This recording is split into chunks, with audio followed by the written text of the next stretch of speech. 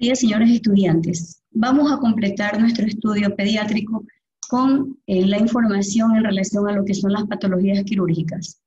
El afán de la cátedra es que usted aprenda a distinguir una patología quirúrgica, la estabilice, la diagnostique y la derive. Entonces, vamos a empezar estudiando lo que son las patologías quirúrgicas más frecuentes de lo que es la parte de la cara y del cuello. Entonces, nos vamos a referir a este grupo de patologías. Entonces, las patologías quirúrgicas más frecuentes que afectan a la cara y el cuello, y en esos tenemos pues lo que es los frenillos, los principales, ¿no? Pero por lo general, la gran variedad de todas estas patologías que afectan a la cara y el cuello se subdividen de acuerdo a muchos factores, entre ellos etiológicos como los principales causantes, procesos infecciosos, traumáticos, neoplásicos y congénitos. Principalmente hay que establecer un diagnóstico para que usted pueda emitir un tratamiento adecuado lo más pronto posible. Por lo tanto, es de ayuda imprescindible lo que es la anamnesis y la exploración física para que usted logre un diagnóstico adecuado. Las pruebas de imágenes necesarias no deben retrasar el tratamiento quirúrgico. Entonces, hay que tener una buena colaboración entre las distintas especialidades médicas que están encargadas del niño, por lo tanto, para llegar a un pronto diagnóstico, por ejemplo, el médico de urgencias, el pediatra, los reanimadores y el radiólogo. Y todo lo que usted detecte tiene que ser informado inmediatamente a los padres. Vamos a empezar a estudiar en primer lugar los frenillos. El frenillo lingual o la dificultad para sacar la lengua que se bifurca y que se denomina anquiloglosia. Entonces, el frenillo sublingual es un repliegue membranoso, como ustedes lo aprecian, que se encuentra debajo de la lengua. Es un pliegue vertical de mucosa que surge de la línea media y que se sitúa en la superficie ventral de la lengua que une la parte libre de esta al suelo de la boca, como ustedes lo pueden apreciar. El frenillo lingual puede ser corto y al ser corto dificulta los movimientos de la lengua e impide que ésta se proyecte hacia afuera. Anquiloglosia denominamos a la dificultad para extraer la lengua hacia la parte exterior y que se bifurque. Entonces, cuando este frenillo es corto e impide sacar la lengua, se denomina frenillo corto o anquiloglosia, como le acabo de definir. Cuando tenemos un frenillo lingual corto, que se extiende desde la punta de la lengua hacia el suelo de la boca, este va a limitar los movimientos de la lengua y va a ocasionar trastornos, sobre todo en el lenguaje. Esta banda corta de tejido se encuentra muy cerca de la punta de la lengua, entonces deja muy poco movimiento libre, aunque también se presenta como un frenillo demasiado corto o inflexible.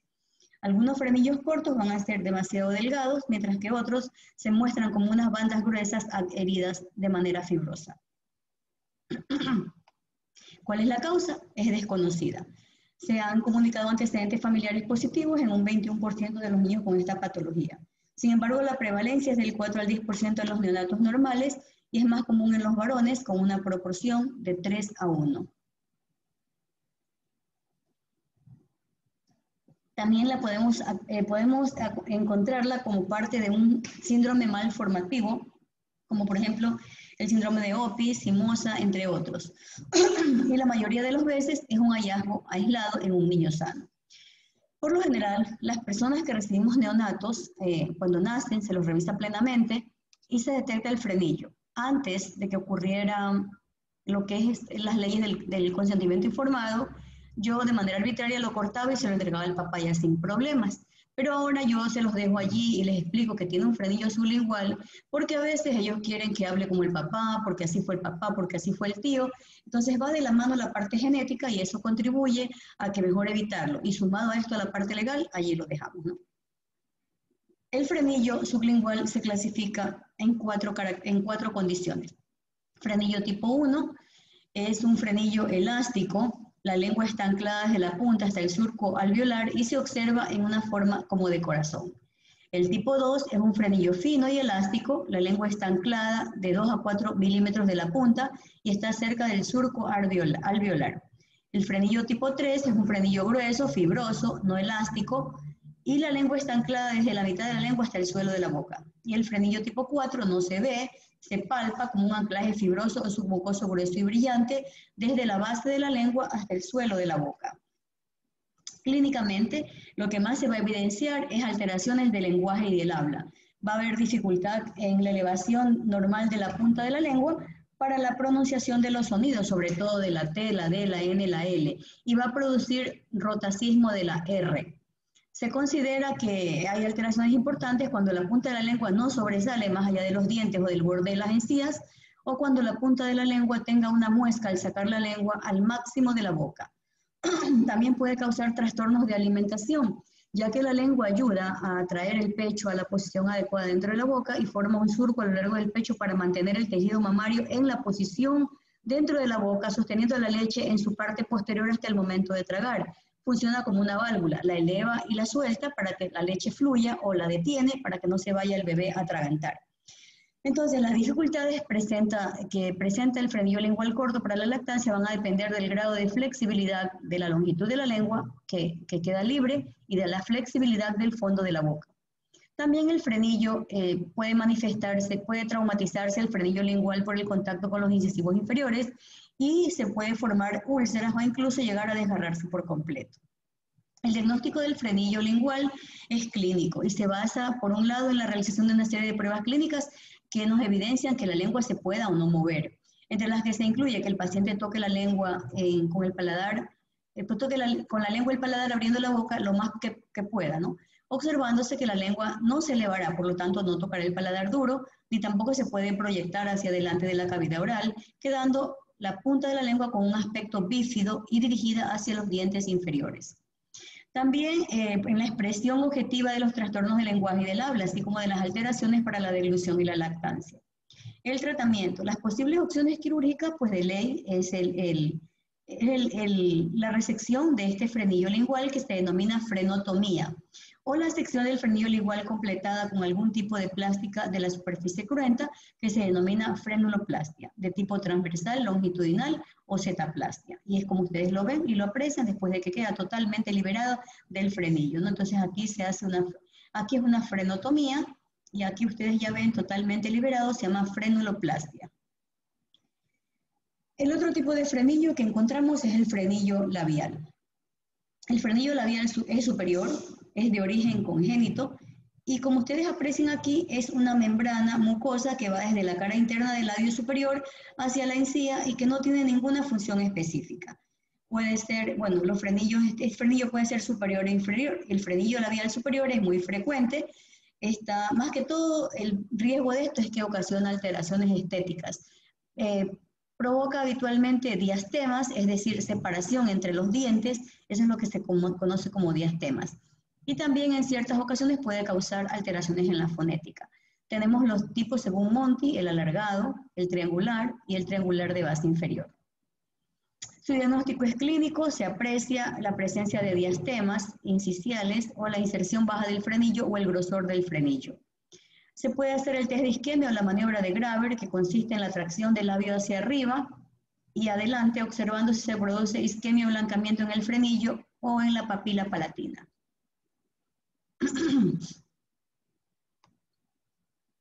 El tratamiento es quirúrgico, la cirugía es ambulatoria y se utiliza anestesia local. Hay un porcentaje elevado de corrección espontánea con el cierre del diastema ya incluido. Miren, este es un diastema y este es un gran frenillo. Se tiende a demorar la incisión como mínimo hasta que aparezcan los incisivos laterales superiores, que esto puede ocurrir en un lapso de 5 a 7 años o hasta la erupción de los caninos, según otros autores, que esto es por arriba de los 11 años. Pero miren, aquí está el diastema, vemos aquí el diastema y el frenillo, y empieza aquí lo que es la resección del tejido. Se extirpa el tejido que se encuentra aquí, el tejido fibroso se lo libera completamente y la herida queda suturada. Entonces el tratamiento es quirúrgico a través de una frenectomía. El frenillo labial inferior pues es poco frecuente, porque decíamos que existían dos, el del labio superior y el del labio inferior. El del labio inferior es poco frecuente, provoca diastema intersticial inferior y va a provocar poca alteración periodontal con retracción gingival de los incisivos. El tratamiento es la exéresis del frenillo según la localización, que puede ser medial o lateral. Los apéndices preauriculares. También se los denomina mamelones o apéndices preauriculares. Son anomalías congénitas benignas del desarrollo del pabellón auricular y resultan de la aparición de montículos auriculares accesorios. Son muy frecuentes, ocurren entre 3 y 5.3 por 1000 recién nacidos vivos y tienen en su constitución piel, tejido celular subcutáneo y un eje cartilaginoso y con frecuencia están cubiertos de vellos. La oreja tiene su desarrollo embriológico a partir de 6 tumefacciones mesenquimatosas, 3 dependientes del primer arco branquial y las 3 restantes del segundo arco branquial. Estas prominencias o montículos auriculares rodean el borde del primer surco branquial y dan origen a la oreja definitiva. Entonces, este defecto aparece si en las primeras semanas de gestación estos pliegues que se forman no se cierran correctamente y dan lugar a un pequeño saliente que va a provocar el crecimiento del mamelón preauricular. Suelen presentarse delante de la oreja de manera más frecuente, por eso su nombre como mamelones preauriculares. Generalmente pueden ser únicos, pero también pueden existir más de un mamelón preauricular. También pueden emerger del propio pabellón auricular en la línea media mandibular o incluso en la mejilla. Y pueden ser unilaterales, más frecuentes, o bilaterales, y en ocasiones tienen tendencia a seguir un patrón hereditario.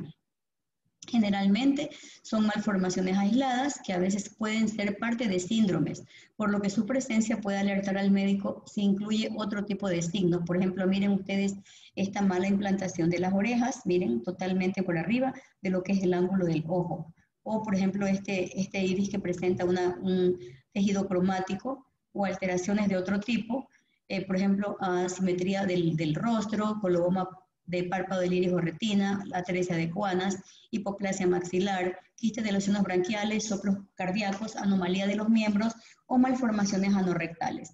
También va ligada muy frecuentemente a patología renal.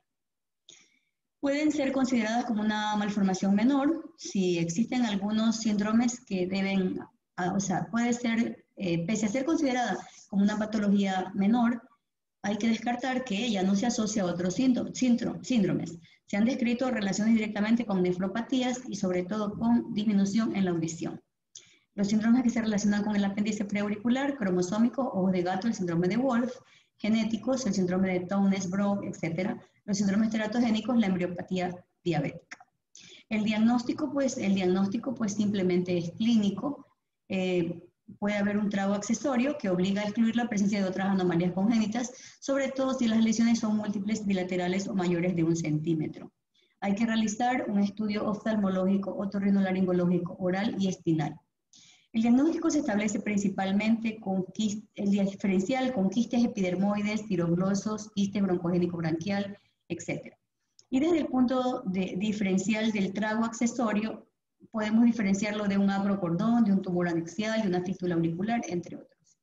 El tratamiento, pues si es una lesión leve asintomática de evolución benigna, hay que hacer la exéresis quirúrgica, que sería el tratamiento de elección, más bien por razones estéticas. La indicación quirúrgica va a determinarse por el grado de afectación estética del paciente y su extirpación se recomienda a edades tempranas para evitar la consiguiente complicación emocional que puede ir directamente sobre el niño. En aquellos casos en los que el mamelón auricular se fusiona con el pabellón, es aconsejable retrasar la cirugía hasta que se complete el crecimiento del cartílago, que ocurre a los 4 años de edad. Quiste del conducto tirogloso. Es una alteración producida por una falta de involución del conducto de descenso de la glándula tiroides. Se presenta como una masa en la línea media del cuello y por lo general debajo del hueso hioides, y es la causa más frecuente de quiste congénito cervical en la línea media. Afecta a un 7% de la población general, a ambos sexos, pero hay un predominio en niños y en adolescentes. Se presenta como un tumor blando delimitado móvil a la deglución o como una fístula cuyo orificio exterior presenta una secreción mucosa a nivel de la línea media anterior cervical. Bueno, embriológicamente se desarrolla por la persistencia de los restos epiteliales embriológicos en el trayecto de descenso de la glándula tiroides desde el suelo faríngeo, como un engrosamiento epitelial del piso ventral de la faringe en la primera bolsa faríngea en el agujero ciego, donde aparece a la 3ª semana de vida embrionaria y desciende hasta la 7ª cuando llega a su situación definitiva. Este trayecto se denomina conducto tirogloso o de His o de Baudelaire, el cual se oblitera y se reabsorbe entre la 7ª y 8ª semana de vida intrauterina. Cuando esto no ocurre o sucede parcialmente o cuando por motivos desconocidos estas células indiferenciadas de su tercio medio se diferencian e inician una actividad secretoria, van a aparecer los quistes o las fístulas del conducto tirogloso. Pueden localizarse a cualquier punto desde la base de la lengua, en cualquier punto desde la base de la lengua hasta detrás del esternón. Entonces pueden ser linguales, como son los A y B que van a ser, raros, son los linguales. Los C y D son adyacentes al hueso hyoideo, son los más frecuentes, y los E y los F son los de la fosa supraesternal, también son raros. Clínicamente, pues es normal que se localicen en la línea media a nivel del hueso hyoides, justo por debajo de este, y se distinguen de los quistes dermoides submentonianos y de los nódulos linfáticos submentonianos. Se aprecian como una masa en la línea media del cuello por la comunicación con la boca a través del orificio ciego. Estos quistes se infectan con la flora bucal, por lo tanto deben removerse antes de que se infecten, ya que infectados son difíciles de extraer y el daño mayor ocurre a estructuras que están adjuntas al quiste. El quiste del conducto tirogloso es liso, es blando e insensible. Para distinguir de esta lesión de un quiste dermoide más superficial se debe palpar mientras el niño saca la lengua, debido a que su adherencia al orificio ciego, el quiste del conducto tirogloso no se mueve cuando se protruye la lengua. El quiste se conecta a menudo con el orificio ciego por el medio del tracto único múltiple que pasa a través del hueso hyoides, y el recubrimiento del conducto es un epitelio escamoso estratificado o epitelio columnar ciliado pseudoestratificado y contiene moco brillante, que es lo que hace característico al paciente. Como ustedes aprecian aquí, esta es una ecografía, esta es una parte histológica y esta es una toma en vivo de lo que es una exéresis del quiste del conducto tirogloso. Para su diagnóstico, pues la ecografía es fundamental. La ecografía nos va a dar la presencia del quiste y la morfología polilobulada con delgados tabiques de luz en algún minúsculo polo sólido que contiene ecos debajo de su nivel y que se encuentran en la línea media suprayoidea. Entonces esto corresponde a un diagnóstico de un quiste tirogloso. La ecografía es de aspecto variable, muestra la masa anecoica y lo que podemos apreciar esta masa compleja homogénea, y no existe una correlación entre el aspecto ecográfico y la presencia de hemorragia o inflamación o infección. La tomografía va a mostrarnos una masa hipodensa localizada en el trayecto esperado del conducto tirogloso, de pared fina y lisa y bien definida. Hay valores de atenuación de líquido entre 10 a 18 unidades hídricas, y valores elevados pueden corresponder a contenido proteináceo, proceso infeccioso previo, y ocasionalmente pueden visualizarse septos internos que realce de manera periférica el anillo de contraste en la tomografía. La resonancia magnética nos va a mostrar un quiste no complicado de una intensidad de señal líquido hipodenso entre T1 e hiperintenso en T2, y la señal varía dependiendo del contenido del quiste. Hay ausencia de realce salvo la presencia de que ocurra una infección. El tratamiento: se recomienda la exéresis quirúrgica para evitar complicaciones inferiores. Entonces, para realizar el tratamiento completo hay que hacer la excisión completa del quiste y su tracto hacia arriba hasta la base de la lengua. La incisión debe incluir la resección de la parte central del hueso hyoides.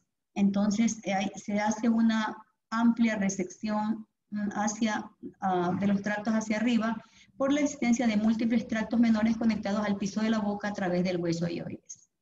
Entonces, este procedimiento quirúrgico, como ustedes lo aprecian aquí, el paciente en decúbito supino con hiperextensión en el cuello, se realiza la incisión, se debrida todo, se llega incluso se sigue el recorrido para tratar de hacer la exéresis completa, ¿no? Y luego pues se hace su cierre. Complicaciones y pronósticos: las infecciones recurrentes es una de las principales, aumenta rápido el tamaño, dolor, imprecisa la delimitación y la palpación y alteración de la piel que cubre el quiste. Solamente menos de un 1% de los pacientes pueden transformarse en malignidad, y la malignidad corresponde a un carcinoma papilar. Al ser un carcinoma papilar, su pronóstico es desfavorable. Entonces, esto es en lo que concierne a las patologías quirúrgicas altas. Muchas gracias por su atención.